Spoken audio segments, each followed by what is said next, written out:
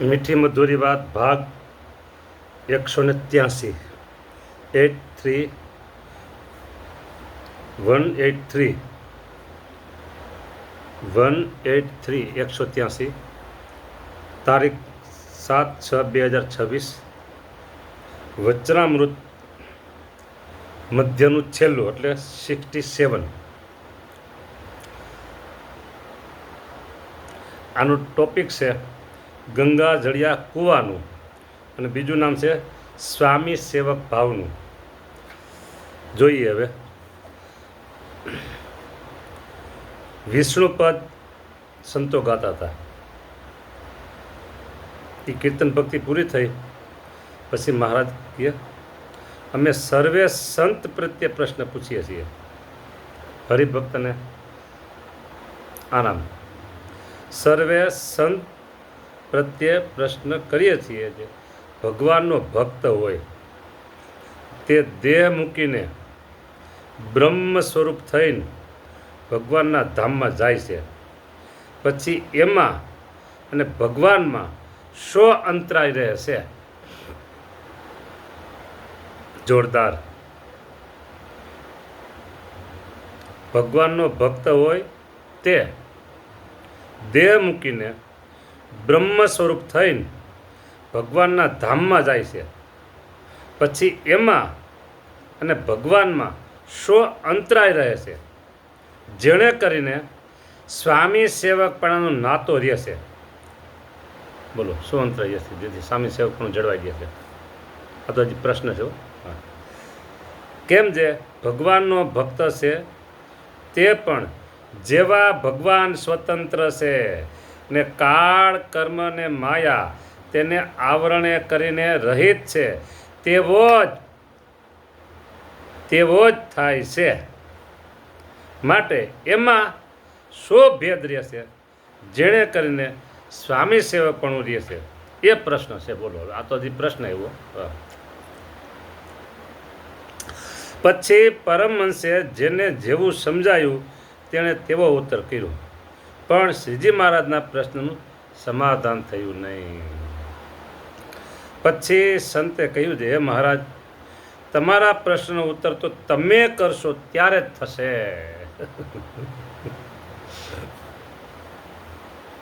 મહારાજ કહે, સાંભળો.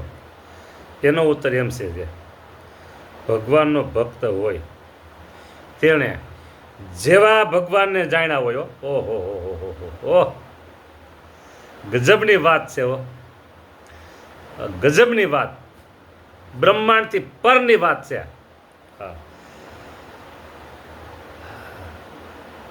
જેવા ભગવાનને જાણ્યા હોય, જે ભગવાન આટલી સામર્થ્ય યુક્ત છે અને આટલી શોભાએ યુક્ત છે અને આવા સુખ સ્વરૂપ છે, એવી રીતે એ ભક્તે જેટલો ભગવાનનો મહિમા જાણ્યો છે અને જેવા પ્રતાપે યુક્ત ભગવાનને જાણ્યા છે, તે ભક્ત જ્યારે દેહ મૂકીને ભગવાનના ધામમાં જાય છે, ઓહો, ત્યારે રૂપ તથા સામર્થ્ય તે ભક્તની પણ તેવી જ થાય છે. બોલો, તેવી જ થાય છે. તો પણ ભગવાનની સામર્થ્ય અને ભગવાનનું સુંદરપણું ઇત્યાદિ જે પ્રતાપ તે ભક્તને ભગવાનને વિશે અતિશય જણાય છે. બોલો, અતિશય જણાય છે.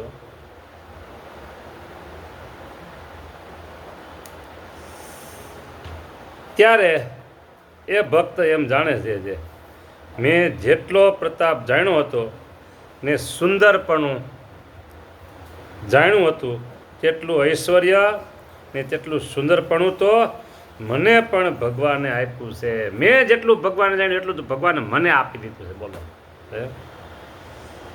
તો પણ ભગવાનનું ઐશ્વર્ય ને ભગવાનનું સુંદરપણું તે તો અતિશય અપાર દેખાય છે. જેટલા મેં ભગવાનને જાણ્યા હતા, જેટલું સામર્થ્ય, જેટલું સુખપણું જાણ્યું હતું, એટલું તો ભગવાને મને આપી દીધું. ભગવાન તો મને આપી દીધું, બરાબર. તો પણ ભગવાનનું જે ઐશ્વર્ય અને ભગવાનનું સુંદરપણું એ તો અતિશય અપાર દેખાય છે, અતિશય અપાર દેખાય છે. વિચાર કરીને ત્યારે ખબર પડી વાત છે, વિચાર કરીએ ત્યારે ખબર પડી વાત છે.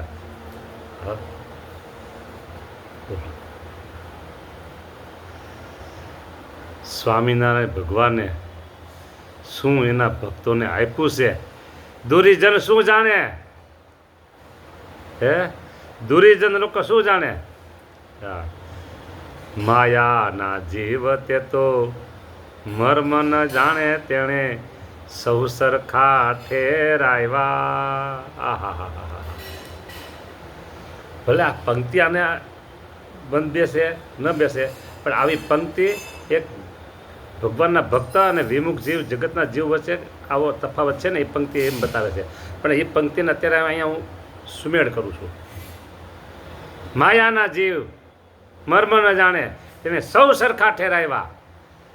હે, એવી રીતે જે અજ્ઞાની છે, અબોધ છે, બરાબર, આપણે ચોખ્ખી ભાષામાં એમ કહેવું તો કંઈ નહીં કે જે સ્વામિનારાયણ ભગવાનને પૂરા ઓળખા નથી, અબુધ ને અજ્ઞાની, સૌ સરખા ઠેરાવ્યા. ત્યાં વાત છે. આ માયાના જીવ તે તો મર્મ ન જાણે, તેણે સૌ સરખા ઠેરાવ્યા. બ્રહ્મા રે નંદના વાલા, શ્યામ સુંદર વર, એ જેવા છો તેવા એમને ફાવ્યા. આ વચનામૃત શું વાત કરે છે! ઓહો, આ વચનામૃત શું વાત કરે છે! બોલો, જેટલા ભગવાનને મેં જાણ્યા હતા, તો એવો તો મને કરી દીધો ભગવાને. અને પોતે અપાર, તો પણ ભગવાનનું જો ઐશ્વર્ય ને ભગવાનનું સુંદરપણું તે તો અતિશય અને અપાર દેખાય છે. અતિશય અને અપાર બે વિશેષણ વિકાવ, અતિશય અને અપાર દેખાય છે. બોલો, માટે મારા જેવા અનંત ભગવાનના સાત ધર્મ્યપણાને પામ્યા છે, તો પણ ભગવાન જેવો કોઈ થવાને સમર્થ નથી, થતો નથી.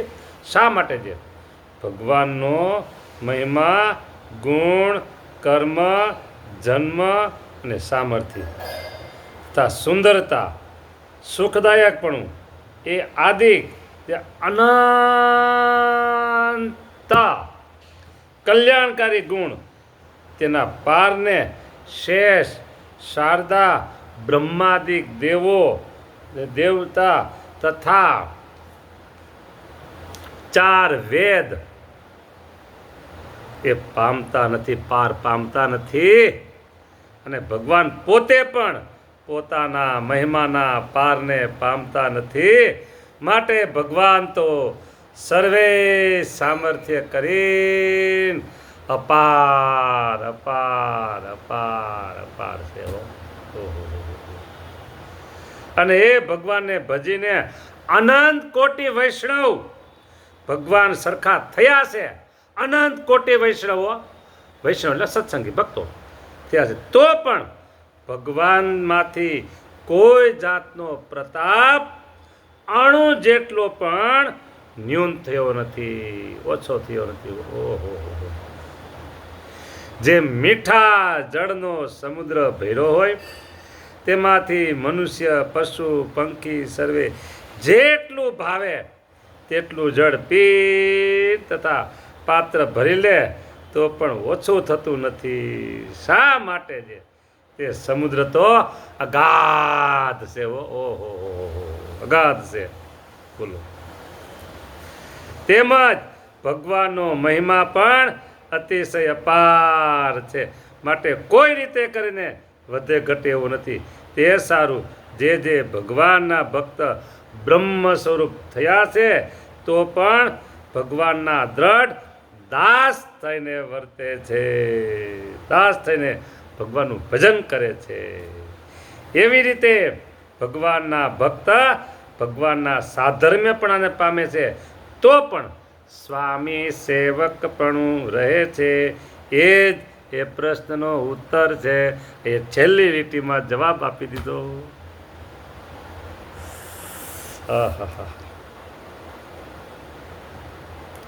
ગજબની વાત છે, ગજબની વાત છે.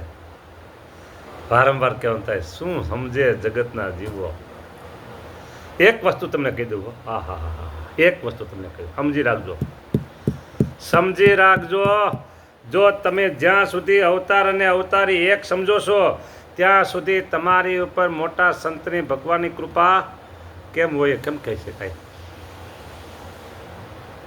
આ સેવક ઉપર તો સદગુરુની કૃપા વરસી, તેણે કરીને આ હવરો ઘા પડે છે. અત્યારે હવરો ઘા પડે છે. મારા ગુરુદેવને ભગવાન પાસે બેઠા છે એટલે મારા ગુરુદેવને અહીંથી હું કહું, ગુરુદેવ, ગુરુદેવ, thank you, thank you, thank you, thank you, thank you. તમારો આભાર, આભાર, આભાર, આભાર. આ હવડું તમે સમજાવ્યું. કારણ કે ભગવાન સ્વામિનારાયણનું તો ભજન હવ કરે, સ્વામિનારાયણ, સ્વામિનારાયણ. પણ સદગુરુની જ્યારે કૃપા થાય ને ત્યારે આ હવરો ઘા પડે બાપા, હવરો ઘા પડે. આ સ્વામિનારાયણ ભગવાનને જ્યાં સુધી આવા સર્વોપરી ને સર્વ અવતારના અવતારી ને સર્વ થકી પર ને સર્વેના સ્વામી ન સમજીએ ને ત્યાં સુધી ભાઈ અંદરની જે એનર્જી, ઉર્જા, બરાબર, થનગનાટ ન થાય, થનગનાટ ન થાય. આવા ભગવાન મીઠા જળનું સમુદ્ર દ્રષ્ટાંત દીધું.